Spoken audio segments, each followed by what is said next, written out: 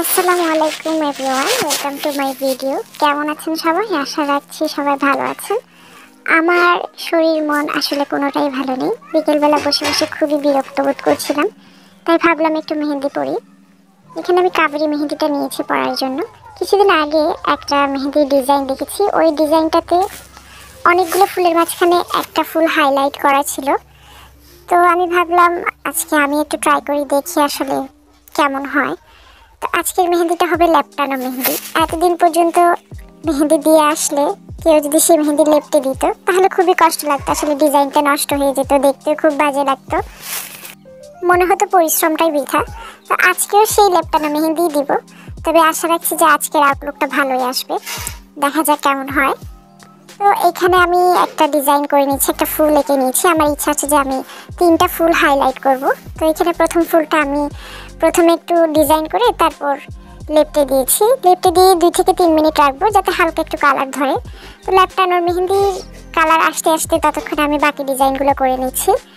বেশি সময় না, 2-3 মিনিটই রাখবো। 2-3 মিনিট পরে মেহেন্দিটা উঠিয়ে ফেলবো। এই যে আমি মেহেন্দি উঠিয়ে ফেলেছি, কারণ বেশিক্ষণ রাখলে আবার বেশি ডিপ কালার চলে আসবে, পরবর্তীতে ডিজাইনগুলো ফুটে আসবে না। তো এখন যেখানে যেখানে মুছে গেছে সেই জায়গায় আমি মেহেন্দিগুলো আবার ড্র করে দিচ্ছি। আপনারা কাজ দেখতে থাকুন, সাথে আমি 2-একটা কথা বলে নিই।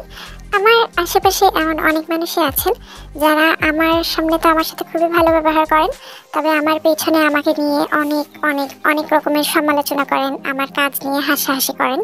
আমি জানি, আমি সবই জানি। আপনারা কি কি বলেন, কি কি করেন, সবই আমার কানে আসে, সবই আমি চোখে দেখতে পাই। তবে সরাসরি কখনো কাউকে কিছু বলা হয়নি, আর হয়তো বলা হবেও না।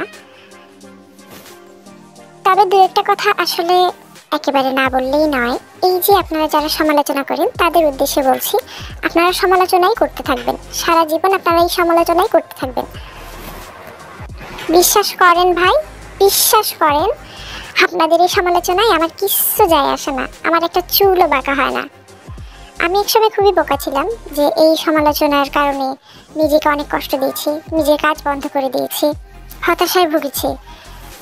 অন্যান্য বিষয়গুলো বাদ দিয়ে যদি শুধু এই ইউটিউবের কথাই বলি, তাহলে ইউটিউবিং আমি যখন শুরু করেছিলাম প্রথম দিকে, তখন আমার আশেপাশের মানুষগুলো অনেকে অনেক রকম কথা বলেছেন। অনেকে তো এটাই বলেছেন যে এই টাকা কামাবে, দেখবো টাকাতে তো কুলাচ্ছে না, টাকা কামিয়ে উল্টাই ফেলবে, হ্যান করবে, ত্যান করবে, অনেক কথা। ভিডিও বানাতে গেলেও নানান রকম ব্যাড কমেন্টসের শিকার আমি হয়েছি।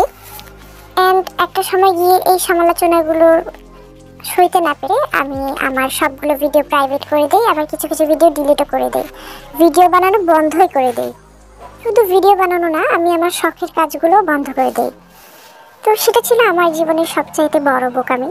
আর ন্যাড়া বেলতলায় একবারই যায়। তো আমি সেই ভুলটা একবারই করেছি, এই ভুলটা আমি দ্বিতীয়বার আওড়াবো না। এখন আমার মন যা চায় আমি তাই করি, যা করে আমার মন খুশি থাকে আমি তাই করি, কারো কোনো কথায় কান দেই না। আর আপনাদেরকে বলি, নিজের খেয়ে নিজের পরে অন্যজনকে নিয়ে মাথা ঘামাতে থাকেন, বলি নিজের দিকেও একটু খেয়াল করে দেখুন।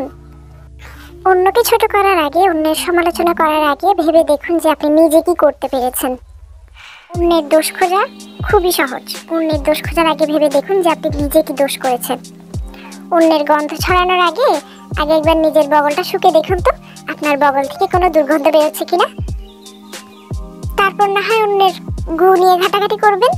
কথাটা শুনতে বিচ্ছিরি হলেও সত্যি, শুনতে তেতো লাগলেও কিছু করার নেই। যাই হোক, আমার যাকে উদ্দেশ্য করে কথাগুলো বলার ছিল, আশা করি সে বুঝে নিবে। এরপরে আপনি যদি আমার সমালোচক হয়ে থাকেন তাহলে একটু একটু আপনার গায়েও লাগতে পারে।